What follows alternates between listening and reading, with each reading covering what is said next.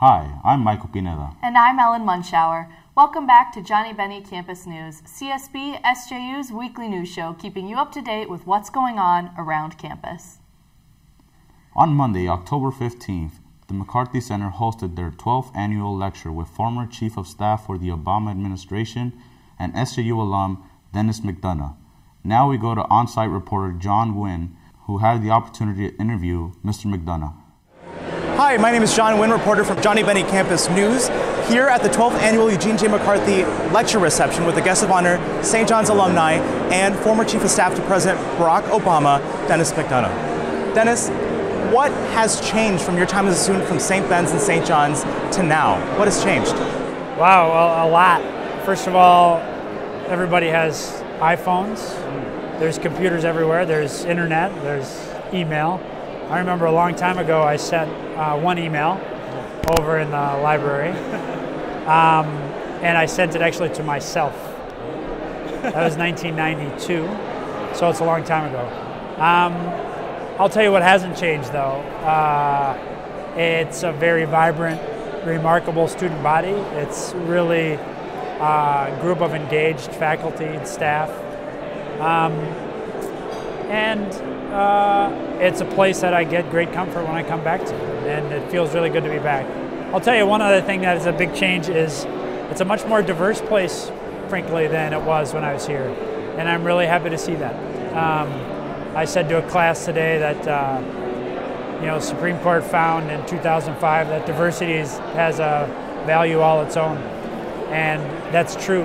And the fact that St. John's is becoming more diverse, St. John's, St. Ben's, that's going to be a good thing too. From your time as Chief of Staff, what was one of the most important learning moments from the White House? Oh boy, there are a lot of learning moments in the White House.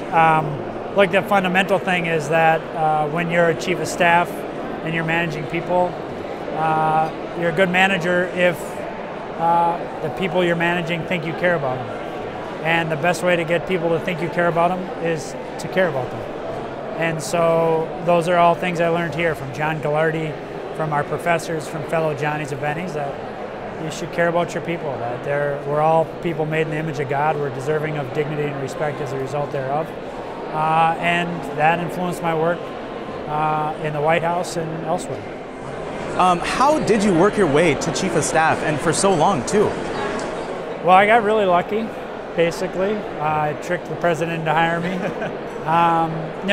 Look, being Chief of Staff, you don't apply to be Chief of Staff. That job comes to find you. And the President raised it with me in January 2013. We talked about the job. I talked about the kind of Chief of Staff I would be. Not that I'd be a policy advisor, but rather that I'd be somebody that would run his team, that would ensure that when he made a decision, he'd have the information he needed, that he'd have a process whereby everybody who had equity in the decision was heard, that was transparent and fair. That's what I promised, and I think that's what I deliver. Now, what kind of opportunities did you take at St. John's that helped prepare you for life beyond college? Well, that's good. One is I developed friendships here that last till today. My friends from St. John's and St. Ben's continue to be my best friends. They're people I seek out for advice, whether that's parenting advice, professional advice, being a husband advice, or just being friends and finding support. So that's one, is develop your friendship network. Two is, look, playing for John Nguyen was a great thing for me. Great opportunity to develop not only friendships with my teammates, but also learn lessons from John. Third is to tap into this network of Johnnies and Bennies around the world. One, in fact, introduced me, he's here tonight, in fact, he's right over here. He introduced me to my wife. I wouldn't have met my wife and had my family without him. But that network is vibrant and people are committed to one another. And I hope that today's Johnnies and Bennies go out and tap into that network. And then third is to just learn how to learn. You're not learning here things that specifically you'll apply on the job, but you're learning how to get up to speed on something new, how to ask tough questions, how to find new sources of information. and how to prepare yourself for a dynamic economy that's going to be changing. And so those are a couple lessons from St. John's. Well, thank you so much, Denis. This is John Nguyen, Johnnie Bennie Campus News. Awesome, thanks. Thank you so much. Thank you. Thanks, John. What an amazing opportunity. The McCarthy Center lecture included a reception to honor Mr. McDonough, followed by an interview hosted by McDonough's favorite professor, Ken Jones. To find out more, go to the McCarthy Center's page on the CSB-SJU website.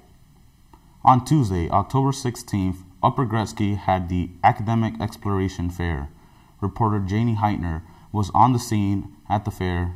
Let's check in. My name is Jason Kelly, and I'm the Assistant Dean and Director of Academic Advising. And today we're putting on the Academic Exploration Fair.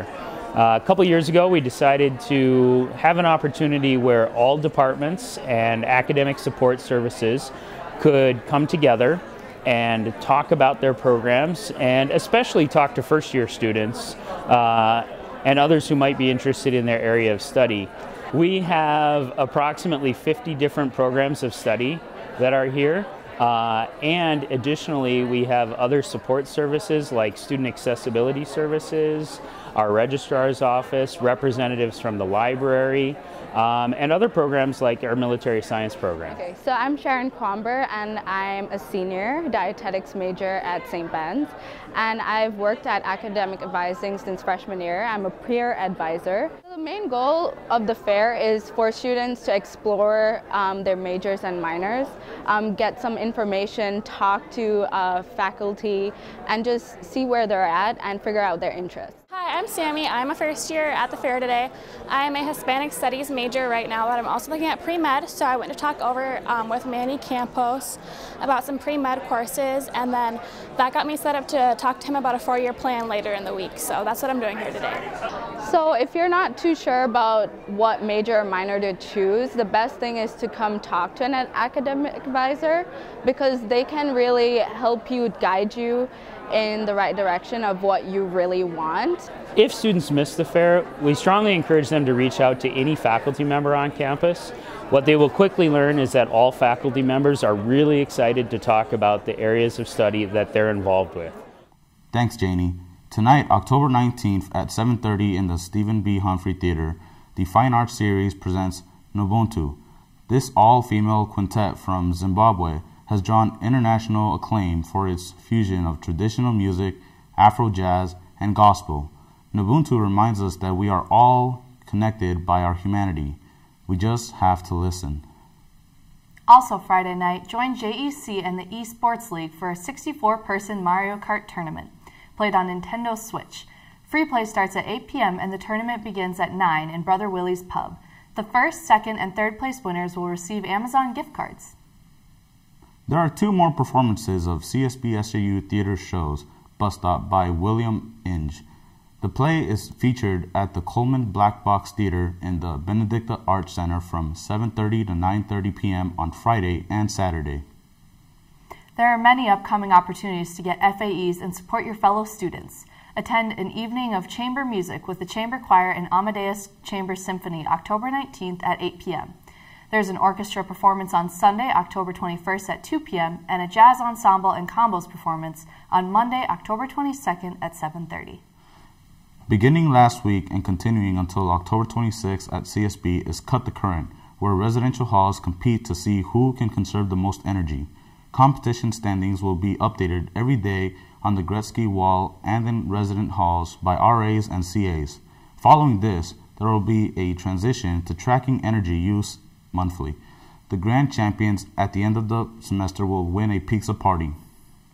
On Tuesday, October 23rd from 7 to 8:30 p.m. in Gretzky, attend the Election Forum, Who to Vote For and Why, where there will be a panel discussion on what is on November's midterm ballot with students from College Republicans, College Democrats, United Politics, and the McCarthy Center. Finally, on Wednesday, October 24th from 3:30 to 5 p.m., join PRP on the CSB Mall painting pumpkins to get into the Halloween spirit. They will also be serving hot chocolate. And now to wrap up this week's episode, we go to Brandon Oxley for our sports segment to take a closer look at Johnnie and Bennie sports. Our Johnnie football team came in with a statement win against arch rival St. Thomas. The Johnnies won with a 40-20 victory on Saturday, October 13th, sending them up to number 5 in the latest national rankings. Quarterback Jackson Urban threw a school record 470 yards and 3 touchdowns, and Will Gillatch racked in 256 receiving yards with a pair of touchdowns. Their next game is this Saturday, October 20th, against St. Olaf. CSB Cross Country participated in the Oshkosh Invite last Saturday, taking 25th out of 52 teams. SJU Soccer took a tough loss in their double overtime to Concordia Moorhead in their latest matchup. They travel to Hamlin for their next game on Saturday, October 20th. Sophomore Megan Thompson led the CSB soccer team with a hat trick, resulting in a 3-2 victory over Gustavus. She and the rest of the Bennies are hungry for another win when they visit Hamlin in their next game Saturday, October 20th. They have a few days rest after that before they host McAllister on Wednesday, October 24th.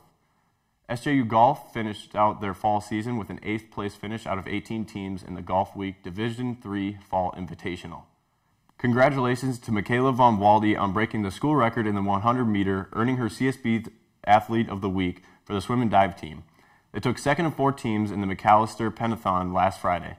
Their next event is this Sunday, October 21st, where they will be having the CSB Alumni Meet. CSB Volleyball took 2 wins last Friday in a doubleheader, beating Cornell College 3-1 and sweeping University of Wisconsin Lacrosse 3-0. They have 2 big matchups coming their way as they are on the road against St. Olaf today at 7 p.m. and right back at it on Saturday, October 20th, when they will head out to play Gustavus.